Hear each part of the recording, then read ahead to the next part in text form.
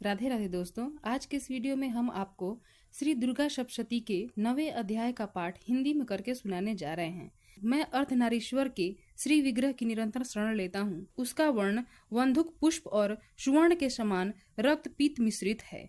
वह अपनी भुजाओं में सुंदर अक्षमाला, पाप अंकुश और वरद मुद्रा धारण करता है। अर्धचंद्र उसका आभूषण है तथा वह 3 नेत्रों से सुशोभित है। राजा ने कहा, भगवान, आपने रक्त बीज के वध से संबंध रखने वाला देवी चरित्र का यह अद्भुत महात्म्य मुझे बतलाया। अब रक्त बीज के मारे जाने पर अत्यंत क्रोध में भरे हुए शुंभ और निशुंभ ने जो कर्म किया उसे मैं सुनना चाहता हूँ। ऋषि कहते हैं, राजन, युद्ध में रक्त बीज तथा अन्य दैत्यों के मारे जाने पर शुंभ और निशुंभ के क्रोध की सीमा न रही। अपनी विशाल सेना इस प्रकार मारी जाती देख निशुंभ अमर्ष में भरकर देवी की ओर दौड़ा।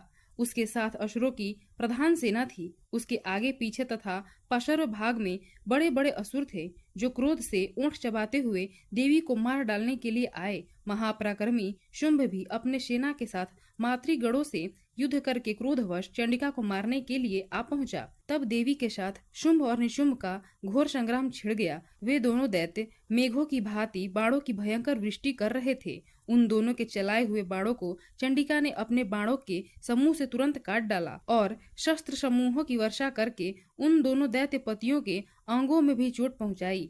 निशुंभ ने तीखी तलवार और चमकती हुई ढाल लेकर देवी के श्रेष्ठ वाहन सिंह के मस्तक पर प्रहार किया। अपने वाहन को चोट पहुंचने पर देवी ने छुरप्र नामक वाण से निशुंभ की श्रेष्ठ तलवार तुरंत ही काट डाली और उसकी ढाल को भी, जिसमें 8 चांद जड़े थे, खंड खंड कर दिया। ढाल और तलवार के कट जाने पर उस असुर ने शक्ति चलाई, किंतु सामने आने पर देवी ने चक्र से उसके भी 2 टुकड़े कर दिए। अब तो निशुंभ क्रोध से जल उठा और उस दानव ने देवी को मारने के लिए शूल उठाया, किंतु देवी ने समीप आने पर उसे भी मुक्के से मारकर चूर्ण कर दिया। तब उसने गदा घुमाकर चंडी के ऊपर चलाई, परंतु वह भी देवी के त्रिशूल से कटकर भस्म हो गई। तदनंतर दैत्यराज निशुंभ को फरसा हाथ में लेकर आते देख देवी ने बाण समूहों से घायल कर धरती पर सुला दिया।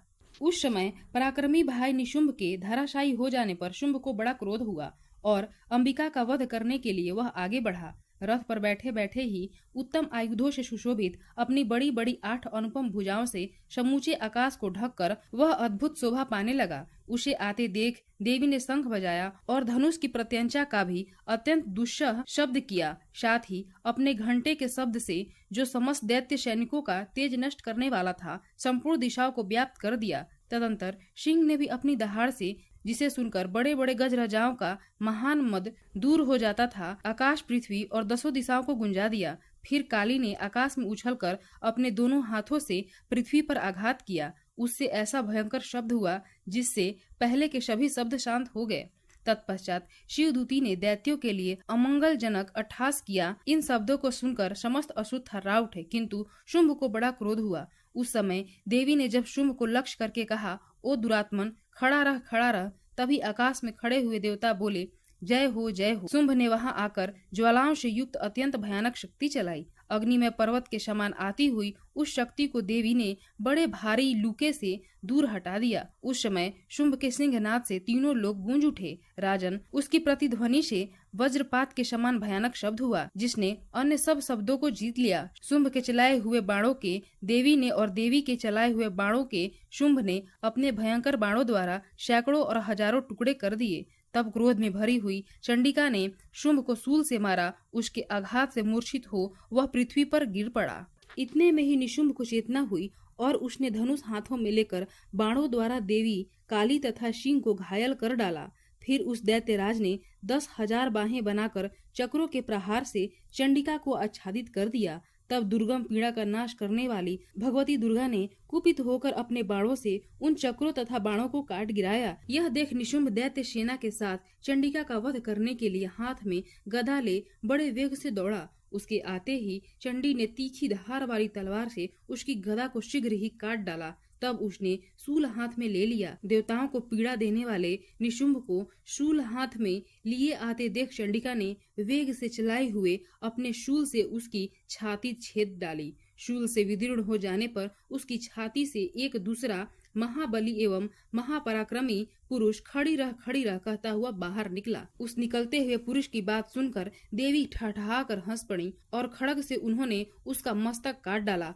फिर तो वह पृथ्वी पर गिर पड़ा। तदंतर सिंह अपनी दाढ़ों से असुरों की गर्दन कुचलकर खाने लगा। यह बड़ा भयंकर दृश्य था। उधर काली तथा शिवदूती ने भी अन्यान्य दैत्यों का भक्षण आरंभ किया। कौमारी की शक्ति से विदीर्ण होकर कितने ही महादैत्य नष्ट हो गए। ब्रह्माणी के मंत्र पूत जल से निस्तेज होकर कितने ही भाग खड़े हुए। कितने ही दैत्य माहेश्वरी के त्रिशूल से छिन्न भिन्न हो धराशायी हो गए। वराही के थुथुन के आघात से कितनों का पृथ्वी पर कचूमर निकल गया। वैष्णवी ने भी अपने चक्र से दानवों के टुकड़े टुकड़े कर डाले। ऐन्द्री के हाथ से छूटे हुए वज्र से भी कितने ही प्राणों से हाथ धो बैठे। कुछ असुर नष्ट हो गए, कुछ उस महायुद्ध से भाग गए तथा कितने ही काली शिवदूती तथा सिंह के ग्रास बन गए। इस प्रकार श्री मार्कंडेय पुराण में श्रावणिक मनवंतर की कथा के अंतर्गत देवी महात्म्य में निशुंभ वध नामक 9वां अध्याय पूरा हुआ। प्रेम से बोलिए दुर्गा मैया की जय।